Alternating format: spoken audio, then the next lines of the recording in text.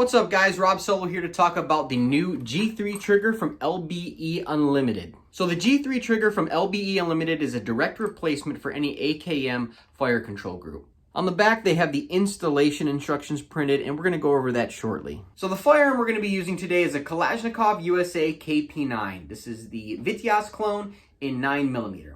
Now the first thing you want to do anytime you're manipulating a firearm, whether that be to perform maintenance or to clean it, disassemble it, you want to ensure that this firearm is clear and safe. In order to ensure this firearm is clear and safe, the first thing we're going to do is ensure that there is no magazine inserted, and then we're going to perform a visual and physical inspection of our chamber and our magazine well, ensuring that it is clear and safe. Once you have ensured your firearm is clear and safe, we're ready to start the disassembly process. The factory fire control group from Kalashnikov USA is not terrible, however it can be improved upon. The trigger pull itself is fine, however it doesn't have a very crisp break or reset. Alright, so using the trigger pull scale, we're going to go ahead and get an average. I'm going to run this 3 times and see what we're looking at.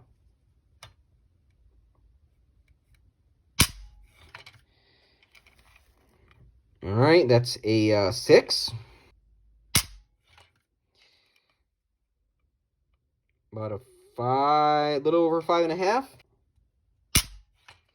And little over 5.5.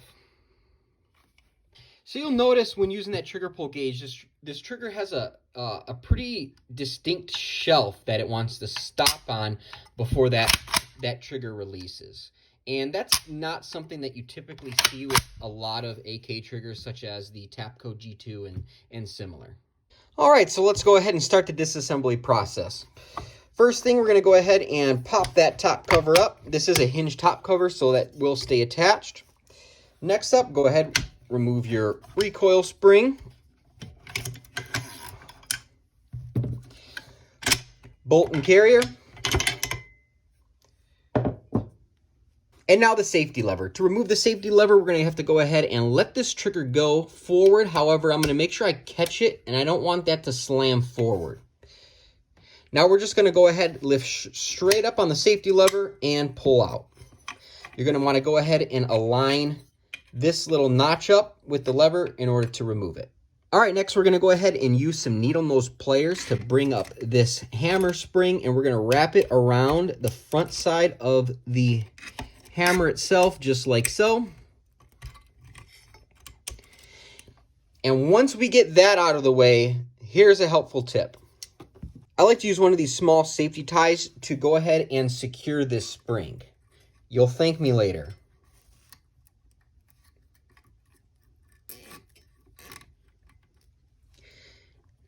If you do not secure this safety spring up here, at some point during this process, this will come loose. It's going to smack you in the hand and give you a little bit of a rattlesnake bite.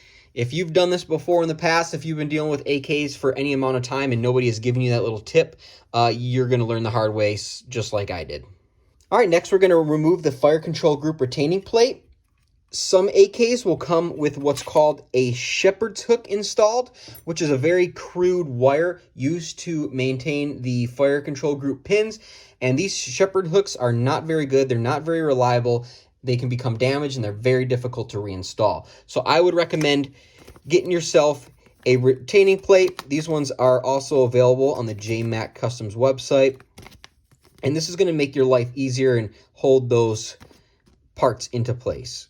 All right, now we're going to go ahead and remove our pins. For the most part, this can be done by hand, but a punch will help fish these through. And once you have the pin removed, you can go ahead and bring the entire trigger assembly up in one piece.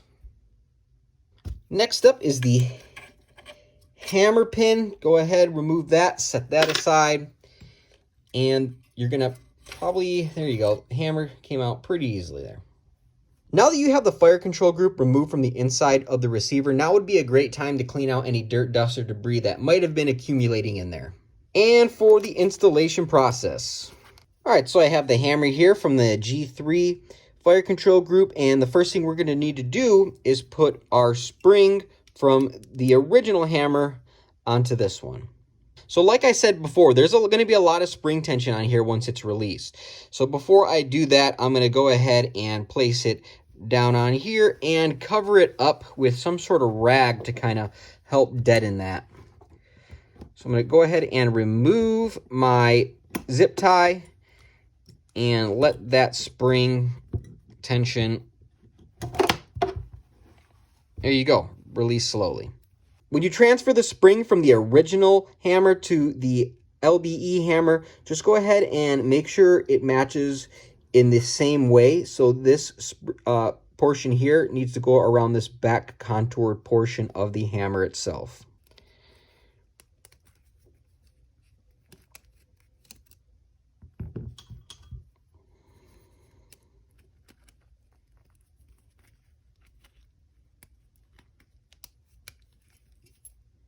Once you have the spring on the new hammer, we're going to have to go ahead and wrap them back around just how they were when we removed the original hammer.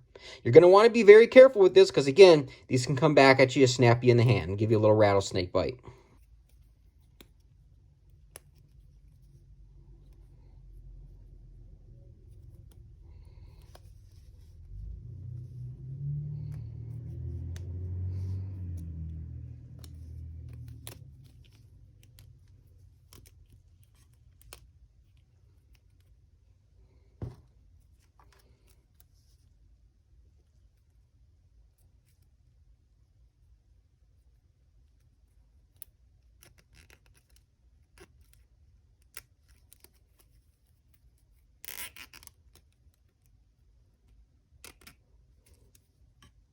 And once you have your spring secure, we're going to go ahead and slide this on into the receiver.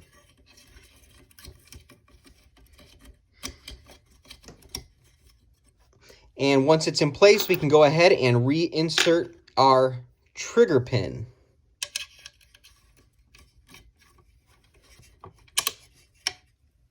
And next up is going to be assembling the actual trigger assembly itself.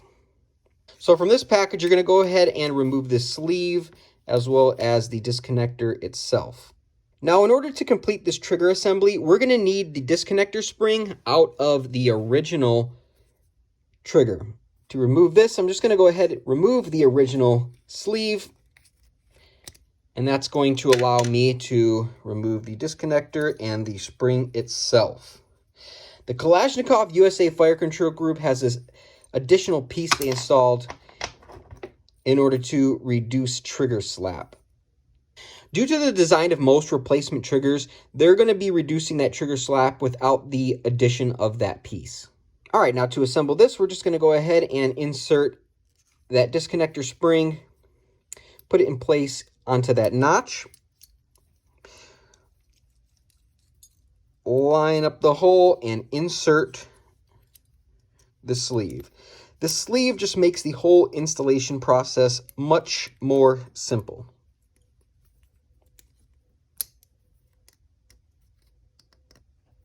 And there is the complete trigger assembly. For best results, I'd recommend putting some high temperature grease at any of the contact points inside of here. I like to use this high temp grease. I picked up a tub of this from Walmart for about $4, and it's lasted me pretty much a lifetime. This is half of it. I got the other half of this tub down in the garage. All right, so you can go ahead and take your trigger assembly, drop it into place, and then go ahead and insert your trigger pin. Now you're going to want to go ahead and reinstall your retaining plate, ensuring that it's catching on both the lip on the front and rear pin. Once that retaining plate is in place, we can go ahead and remove the zip tie from our spring.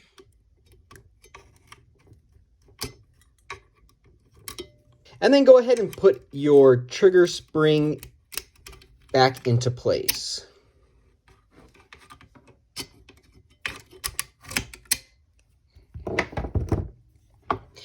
All right, so you'll notice back here at the rear section of the trigger assembly there, where the spring actually catches, make sure it is grabbing on to that part there and the hooks aren't just out loose, not grabbing onto anything. Next up, we're going to go ahead, line up our safety lever.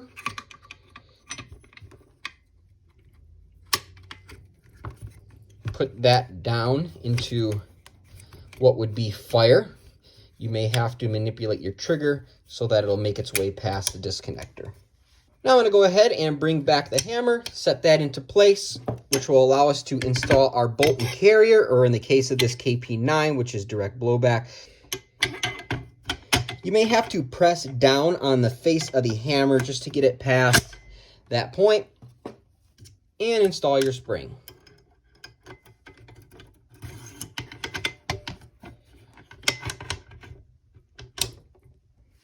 Close your dust cover, and you're good to go. Now, after installing your new trigger, you're going to want to function test it before taking it out to the range or using it in a self-defense type of role. In order to do that, we want to make sure that when the rifle is on safe, that the trigger does not fire. We're good there. Next, when the firearm is on fire, we want to make sure that it fires and drops the hammer. We're going to hold it to the rear, cycle the bolt, release, and make sure that the trigger is resetting properly, fire again, and we now know that our trigger is functioning correctly.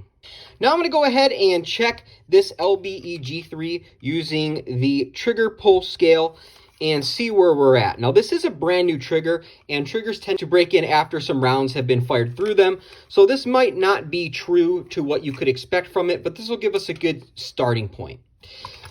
All right, so just like before, I'm going to run this 3 times so we can kind of get an average of what we're looking at here.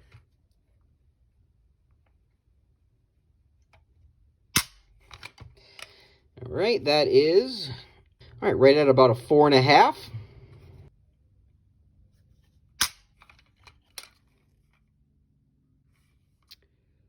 Four and a half.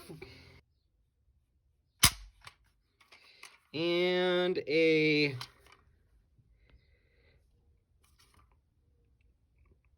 little bit under a 4.5. So about a 4.5, which is pretty standard. That's what you would expect from a typical mil spec type of trigger. So now that we've done that, we've measured it out. I'm going to go ahead and see how this trigger feels dry firing. All right, so we just got the LBE G3 trigger installed. Let me see how it feels when I dry fire it.